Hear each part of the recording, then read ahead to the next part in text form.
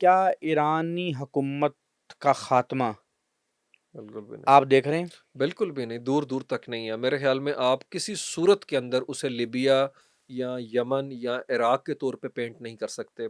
Iran की बड़ी richness है इन टर्म्स ऑफ़ देयर अपना जो उनके लोगों के अंदर कोहेज़न है वहाँ के ऊपर है और जिस तरीके से वहाँ की रियासत ने अपने आप को पोर्ट्रे किया है और मेरे ख़्याल में उनकी जो मिलिट्री अपना मसल है, वो इज़राइल को अगर ये अपना जिस तरीके से हम देखते हैं उन्होंने बैरेज मिसाइल्स का फेंका था।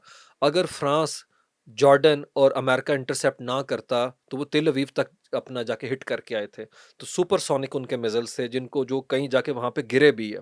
तो मेरे ख़्याल में ईरान को जो उसका ख़ात्मा या उसको ख़त्म करना ट्रंप एडमिनिस्ट्रेशन के जो टॉकिंग पॉइंट्स अब हम देखते हैं क्योंकि अपना तकरीबन 10 दिन 15 दिन तक उन्होंने ओथ ले लेना है।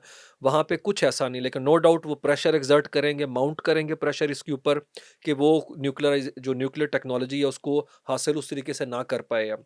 लेकिन मैं नहीं देखता कि किसी तरीके की ऐसी स्ट्राइक हो और पूरा यूरोप और अमेरिका मिल के जो है उसके अंदर हम उस तमाशाई बन के इज़राइल को टैप करें कि इनको इस तरीके से मैनेज किया जाए अब। क्योंकि इज़राइल भी देखेंगे थोड़ी-सी बात यहाँ पे मैं मज़ीद बढ़ाऊँ कि इज़राइल ने भी सर्जिकल स्ट्राइक्स की। इज़राइल ने भी उन जगहों को स्पेसिफिकली टारगेट किया जो जगहें जो हैं उनकी मिलिट्री इंस्टॉलेशंस थी। उन्होंने भी वहाँ पे सिविलियन आबादी को टारगेट नहीं किया। आप इस्माइल हानिया के केस में आप देख सकते हैं। इसमें नो डाउट ईरानियों को बहुत ज़्यादा सोचना चाहिए कि वो तेहरान के अंदर एक ऐसी फिगर जो मेहमान आई है उनकी ओथ सेरेमनी के अंदर मसूद पज़ेश्कियान की, उसे तेहरान के अंदर वो हाइली प्रोजेक्टाइल स्ट्राइक के साथ जाके हिट करके मारने की अपना सलाहियत रखते हैं।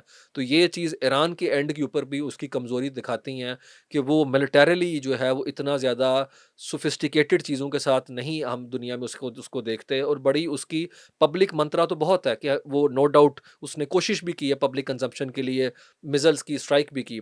लेकिन ईरान भी बहुत ज़्यादा रैशनल कैलकुलेशन के साथ आहिस्ता-आहिस्ता आगे बढ़ रहा है। ये बताइएगा कि 2-3 सवाल हैं। जी, जी। मैं चाहता हूँ कि वो सवालात मैं ज़रा फ्रेम कर लूँ, फिर आप एक-एक करके उसका जवाब दें। पहला सवाल, ये शाम में जो मुजाहिदीन आए हैं, हुँ, हुँ। ये बड़े अच्छे मुजाहिदीन हैं। ये कहते हैं कि इज़राइल के साथ हमारा कोई लड़ाई नहीं है, हुँ, हुँ। हमें इज़राइल से कोई मसला नहीं है, वो फ़लस्तीनियों को मारता रहे, हुँ, हुँ। कोई इश्यू नहीं।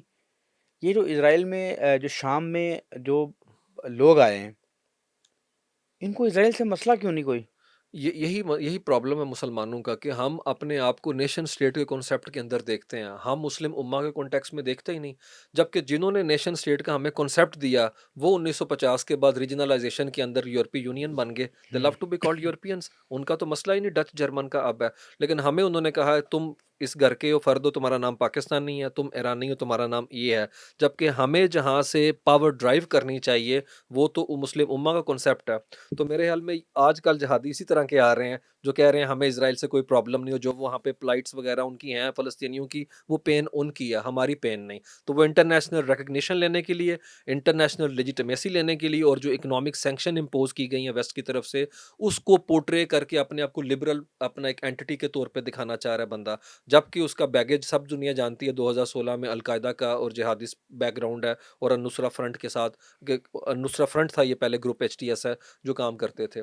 तो मेरे ख़्याल में जिस तरीके से इज़राइल की हमने बात की आपने, जबकि इज़राइल क्या कर रहा है? इज़राइल ने गोलान हाइट्स के ऊपर ना सिर्फ़ कब्ज़ा कर लिया है, बल्कि सेटलमेंट को मज़ीद एक्सपैंड करने की बात की है और बफर ज़ोन को भी उन्होंने खुद क्रिएट कर दिया विद इन सीरिया और दूसरी तरफ वो हर उस मिलिट्री इंस्टॉलेशन को टारगेट कर रहा है, जो पोटेंशियली वो तसव्वुर करता है कि मेरे लिए नुकसान का बायस हो सकती है। बशार अल असद अचानक भाग गया और कहा जाता है कि इन जो यूरोपियन मीडिया में रिपोर्ट हुआ कि 400 के करीब उसने मिलिट्री इंस्टॉलेशंस का सुराग इज़राइल को दे दिया और इज़राइल ने चुन-चुन के वो मिलिट्री इंस्टॉलेशंस तहवाला कर दी।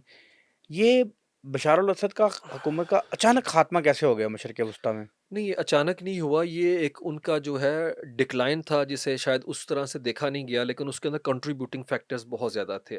जैसे मैंने पहले बताया ईरान की जो आर्मी थी, वो नफ़सियाती तौर पे बहुत थक चुकी हुई थी अपने लोगों को मार के, उनका रिज़ॉल्व बड़ा नीचे बॉटम पे था। दूसरा ईरानी या शामी? सॉरी शाम की है। मिस्टेकनली शामी दूसरा आर्मी जो थी उनको तनख्वाहें पूरी नहीं दी जा रही थी, वो मेल नरिश थे, उनके पास खाने के मामलात जो है उनका इश्यूज़ आ गया था। दूसरी तरफ उन्होंने देखा कि हमारे जो अपना एंटिटीज़ हमें पीछे से प्रोटेक्ट करती हैं, ईरानी हैं, वो सफ़र कर रहे हैं, जो अपना उन्हें रेस्क्यू करने के लिए आए थे रशियंस हैं, वो सफ़र कर रहे हैं, चोक कर गए हैं। और लेबनीज़ आर्मी जो थी ये जो अगर हम बात करें पूरा ग्रुप है 50,000 से लाख का ये, वो किस तरीके से हमारे साथ थी, तो वो मुझे लगता है पूरा एक्सिस जिस तरह डिसइंटीग्रेट करता गया है, उस चीज़ से भी अब जो डीमोरलाइज़ थी उनकी आर्मी बहुत ज़्यादा। और फिर कन्विक्शन नज़र नहीं आती हमें बशारुल असद के एंड के ऊपर है, क्योंकि वो भी उस ज़माने के आस-पास जब ये बागी ग्रुप जो है बढ़ रहा था दमास्कस की तरफ, तो वो भी लूट-मार के अंदर हमें जो है वो मुलव्विस जो है उस वक़्त नज़र आए थे। तो 14 साल की वो जो सिविल वॉर थी, वो 14 दिन के अंदर जो है ज़मीन बोस हो गई। लेकिन इसके अंदर नो डाउट ऑर्गेनिक स्ट्रगल है वहाँ के लोगों की। हम उसमें असद रजीम को किसी सूरत उसकी ब्रुटैलिटी जो रेप उसने किया और जिस तरीके से होमोसाइड की कत्लो-गारत की और जिस तरीके की फुटेज आ रही है, उसको किसी सूरत में रूल आउट नहीं कर सकते। तो मेरे ख़्याल में अरब स्प्रिंग जो 2011 में हुई थी, इसको उसी के कॉन्टेक्स्ट के अंदर देखना चाहिए। लेकिन यहाँ पे एक प्रॉब्लम ये है कि वहाँ पे क्रिश्चियन, अलवी जो ग्रुप है माइनॉरिटीज़ में, उनको कहा तो है नो डाउट एचटीएस ने कि हम आपको टारगेट नहीं करेंगे, हम इक्वल राइट्स की बात करते हैं, ग्रेटर ऑटोनॉमी की बात करते हैं, डिफरेंट इलाकों के अंदर है। लेकिन मेरे ख़्याल में आने वाले वक़्त के अंदर ये बड़ा मुश्किल है प्रेडिक्ट करना कि इतनी पोलराइज़ेशन के टाइम के ऊपर एचटीएस उसको मैनेज करने के काबिल होगा। लेकिन अमेरिकन एंड के ऊपर ये अंडरस्टैंडिंग है, वो इस रेजीम की स्टेबिलिटी चाहते हैं। लेकिन अब उसकी शक्ल-ओ-सूरत क्या होगी, खदो-खाल क्या होंगे, it is yet to be seen. क्योंकि 1 साल तक अगर वो इलेक्शन कंडक्ट नहीं करते और पीसफुल ट्रांज़िशन पावर की नहीं होती, तो फिर मुझे लगता है प्रॉब्लम हो सकता है। यहाँ पे असल बेनिफिशियरी जो कंट्री है, इज़राइल तो नो डाउट है ही है, वो तुर्की है। तुर्की की इन्वेस्टमेंट थी इन एचटीएस के ऊपर है। अच्छा तुर्की सुन्नी ग्रुप है, सर। क्योंकि वो कुर्दों के खिलाफ हैं जो कि वहाँ पे बैठे हुए हैं।